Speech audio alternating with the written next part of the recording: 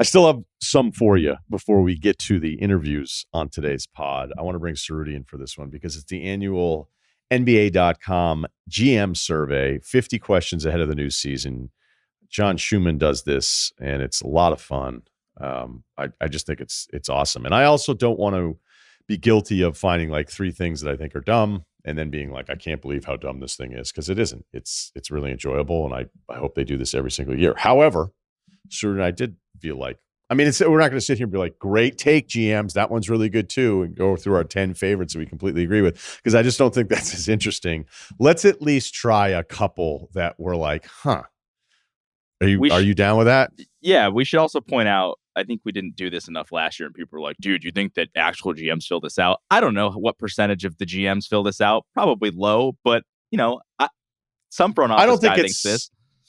I think it's higher than people think, actually. I don't think it's as bad as the coaches poll. That's you know what I mean? Right? So I don't think it's 0 GMs. I don't think it's 30. Maybe but if I had to guess, I'd say it's north of 15. But again, I have no idea. I have not asked anyone about it. All right. We'll take 50%. I mean, most of it, yeah, I don't have many gripes with. I'll leave my Magic bias aside. Jalen Suggs not being on some of the defensive rankings did bug me a little bit, but it's not going to ruin my day. So we'll move on. Glad we got that out of the way there. I mean, the point is if you're asking 30 people 50 things, there's going to be a few. They're like, how did you land on that? So let's run through some of this stuff. If you could have any player moving forward to build a team around, because my favorite one ever is that Karl Anthony Towns got it one year.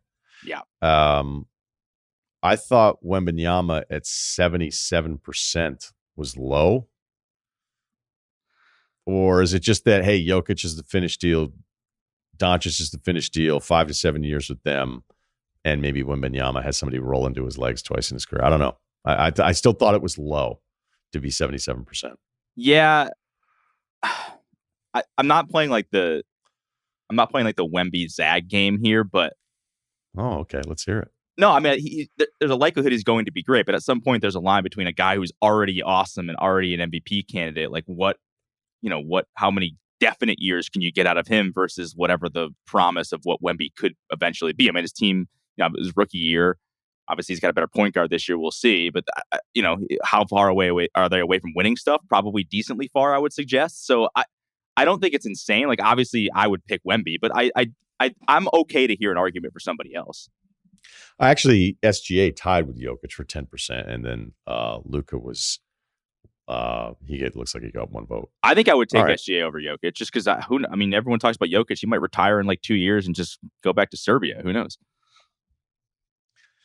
Yeah, except he probably won't. But you never know. Best center. I don't know. I just think that most guys just keep playing pro sports because it's kind of awesome, and he's a super competitive guy. So I don't like why you're dominating. You know how much fun it must be to just dominate other people? I don't know what's left for me. What could I do at this stage of my life where like you just dominate? Yeah, but you don't love horses as much as he does. So just saying. No, but we did have a horse years and years ago. Not worth it. No, it's warning everybody right now. No, it escaped all the time. Bad okay, investment. best center in the league. Jokic, 87% of the vote. I actually think that this should be higher. I don't know how anybody's voting for anybody else at this position. Embiid had 10%. Wembanyama had 3%. Jokic had 93% of the vote last year. I don't know why it's only 87. This is the Embiid thing. It's inexcusable. Like, Jokic is at this point. I don't know how. I don't think you hate this term, but like I don't think there's really an argument to be made. Like, it's without a doubt to me that Jokic is just. But I like Embiid. Rooting for him this year. Hope the Sixers have a good year. We were just in Philly. Philly was awesome. I was talking about this with my Uber driver. He also has doubts about Embiid and his health and the whole season. So it's not just people on Twitter. Like, sometimes I think the Philly fans, like, they just get really aggressive on Twitter. But you met one in real life, and he was very reasonable. I have more of an issue just with the overall like question. This is one of the things I wrote down. The positional voting kind of feels pointless, right? Like, Luka, he was voted best point guard, and then he probably is the best point guard. Like, I wouldn't argue with that. But he also got votes at shooting guard and small forward. SGA was second in point guard and third in shooting guard. Tatum was voted as the best small forward. I don't even think he plays small forward for the Celtics. Luka was second in small forward. Like, I would argue that Jaylen Brown is probably the small forward. I just think the positional thing, like, I understand why they ask it, but really, other than center, I don't think we should even be asking who the best player at a certain position is, because center is the only one where it's like kind of at least you can be like, yeah, that guy's definitely a center. Although we had the argument about Duncan for a million years, whether or not he was a power forward or a center. I'm okay. I'm okay. You're right, but I wouldn't want to see them get rid of the vote. Okay, I think it's just up to us to run through everything that you just said and then make sense of it that way. But I saw, like, I don't know, there were like Celtics fans being like, look at this, Tatum. You guys doubted him, best small forward. It's like, yeah, but I would still take Luka over him. Like, what does this even mean? I don't know what that means. And Luka came in second in the small forward category. So I just think it's a kind of a pointless exercise, but I'm glad you enjoyed it. Well, I don't know that it was. Yeah, it is kind of pointless, but I want it to remain pointless and on the radar. Okay. Best off season: OKC at 37%, Philly at 33%. I think Philly's was so remarkable because they had like one shot at it, and it all worked out perfectly. Like everything you would hoped could possibly happen. And it's just because the Clippers wouldn't give Paul George the extra year, then everything fell in place. Because if that doesn't happen, I have no idea what the Sixers off season looks like. It probably doesn't look like Paul George. But I also think with OKC being at 37%, the Knicks being at 33% of the vote, that the Knicks are 20, Sixers are 7. Right. Yeah. OKC 37, Sixers 33% of the vote. The point that I was making is I feel like it's a little dismissive of the Knicks, and this is the new part of it because the Bridges thing is so long ago now, and the fact that they got OG done, and they bring in Cat, who you know how I feel about it. I've got some Cat thoughts a little bit later on in this segment. I think there's an argument to be made that that's still better than what the Thunder did. I think the Thunder thing is just the moves that they made, specifically Caruso and Hartenstein. Like, those are moves. Like, could you win a championship with those? I think people. There's just like this whole list is basically OKC and Boston. Like, it feels like there's just a lot of OKC and Boston love, which is fine. I don't disagree. Like, I think speaking of, I think SGA is the number one pick, right, to win the MVP from the GMs. So yeah, I don't disagree with that. But there's just a lot of OKC and Boston love here. So I don't know. That's how I feel about it. I just can't imagine re-signing OG, trading for Bridges, getting Karl Anthony Towns. It's like, no, the team that added Hartenstein and Caruso did better than you did. Yeah, but could you make an argument? I mean, again, I'm not trying to play devil's advocate, but like, could you make an argument that like that was the Hartenstein specifically, and then Caruso, everybody thinks he was on the best defender list. At least he got some votes. Like, that can propel. That was OKC's biggest problem last year was rebounding. And they get the exact guy that they need. Like, that is the best offseason move because they could potentially win a championship. I think maybe people are saying their level is higher because of what they did. I wouldn't argue with you. Like, the totality of what the Knicks did, like with the names, and it is better. But OKC, I think, might be in a better place to win a championship because of the moves that they made. That's totally fine, but it's not really what the question is. And that's fair. That's fair. Whenever I see the offseason thing, I always feel like whatever the most recent stuff is. But then again, if it was most recent stuff, then the Knicks would have won it because that Cat trade happened in non-hot stove season. Or the Cat trade hurt them. There you go. Maybe some GMs. Yeah. Yeah, because I don't. That. Yeah, DiVincenzo. Who would have ever thought, like, I'd like the team that got DiVincenzo, not the team that I got. That got Karl Anthony Towns. Maybe everybody's right. Rookie of the year, Reed Shepherd, runaway, 50% of the vote. Risa Shea as the number one pick only had 13% of the vote. I thought that was even high. I was like, is there any chance that the number one pick in the draft is not going to get any GM to vote to pick him for potential rookie of the year? Who knows? Sar had 7%. What are you talking about? You're looking at what rookie will be the best player in 5 years. The rookie of the year, he didn't get one vote. Risa Shea. Oh, he didn't get one vote. I wrote that down. That was one of my points. That's nuts. Oh, there's two different ones. Yep. Okay, great catch, Ceruti, because you're right. Who will win? Reed has 50% of that vote. Zach Edey has. All right, go ahead. Give me the rest of it here, because now I have so for rookie of the year this year, Reed Shepherd's won at 50, Edey's second with 30, Castle's 13, and then Holland, Sar are the other two guys getting votes. Risa Shea did not get a vote. Now there is another question of which rookie would be the best player in 5 years. Reed is still one kind of runaway, 43%, then Castle, then Risa Shea with 13%.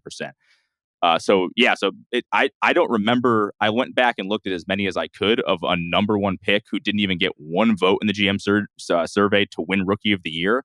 The only other time it happened was, I believe, was Markelle Fultz, and he got hurt before the season, so it doesn't even really count. So this is like unprecedented.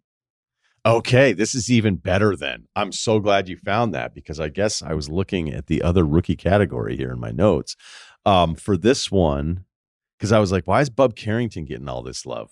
Yeah, right. So he didn't even Sarr got one vote. Yep. And you can't vote for yourself, remember? So it wasn't just Washington being like, all right, that's our guy. Yeah, we nailed it. We're incredible. Yeah, I looked at the one right below it, who will be best rookie. So I moved. There's a lot of Reed Sheppard love. Yeah, people are all over it.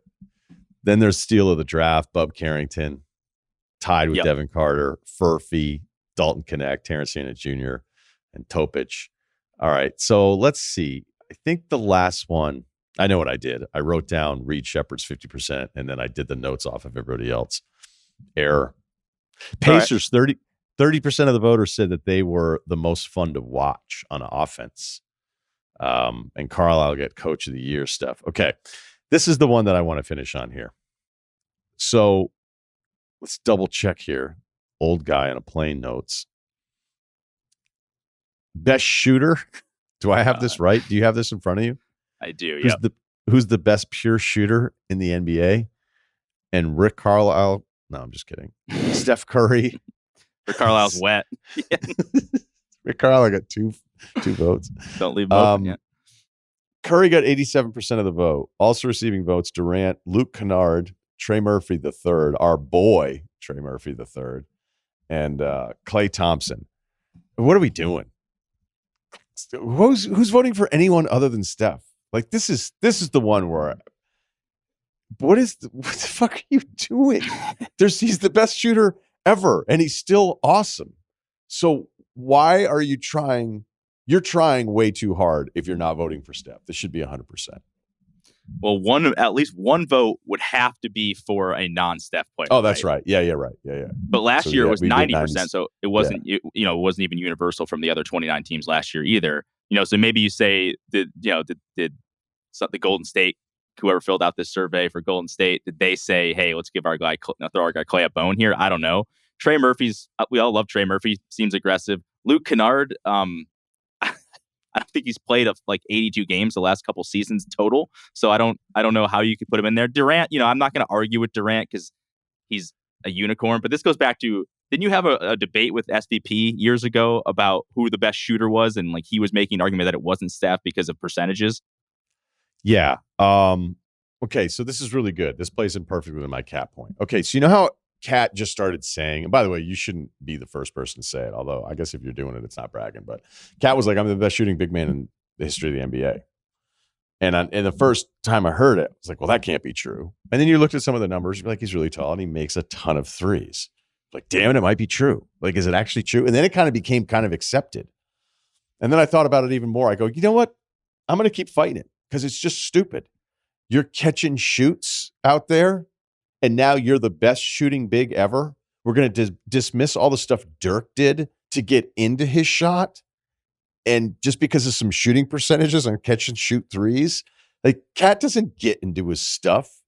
Or you're going to tell me that Cat, because of his 3-point shooting percentage, should be looked at historically as a better all-time big man shooter than Kevin Durant, when Durant's actually like dribbling into some of the stuff and pulling up in the mid-range and everything else that goes with it. Like, I don't want to talk percentages. And yet you're right. Like 10 plus years ago, Van Pelt and I were having an argument about Curry, and I was like, well, he's the best player or he's the best shooter in the league. And he was like, well, how come Korver has a higher percentage? And I went, I don't want to talk about Kyle Korver's 3-point percentage. Yep. The job of the shots that they're asked to take, where Curry has to get himself into his offense. He has to take it off the dribble. Sometimes it's off the catch. Sometimes it's, I'm going to get to the elbow and then step back. Like the catalog of shots for Steph Curry are so much more diverse than what Kyle Korver's doing. Like you don't get to just win the argument because he's at 43% from three and say Curry at that time of the argument was like 37%. And I think it's the same thing that we should be doing whenever we hear Karl Anthony Towns is the best shooting big of all time. Like it's not the same. It's completely dismissive of Dirk and Durant. I would agree. The cat thing of him just saying that, it kind of reminds me of, you know how like there's like brands where it'd be like, hey, you know, we're the number one water park in America. It's like, would you talk to 5 people who said you were number one, that's it, and you're just like, hey, we're number one now. Like the metrics for that are stupid. There are shows, podcasts that do that, and it works because people are just like, wait, are you? Oh my god! And then it just becomes a thing. So I'm glad. Biggest show at the network. Biggest show, yeah. And it doesn't even mean anything, but you could say it because you could find whatever metric you want. So for Kat to say that, it's like, okay, I know what you're saying and why you're saying it, but let's use some context clues here, guys. Come on. I remember one of the Sports Nation guys. I was like, "How are things going?" He's like, "We're fastest growing show in America." 0 to 1. What does that mean? What does it mean though? Like, what's the overall rate? Well, we're the fastest growing show in America, and it was great. It was beautiful strategy because you couldn't really say like in what category by what metric could you argue there's some math in there where it's not completely misleading. So yeah, I think that's really important when you start seeing the Knicks propaganda sites popping up a little bit more. Cat's going to have some big nights. Like no one could ever look at me seriously and convince me to be like, actually, Cat's a better shooter than Kevin Durant. He's just not. They're both tall, so congrats to them and their height. All right, good stuff. Looking forward to next year. Can't wait.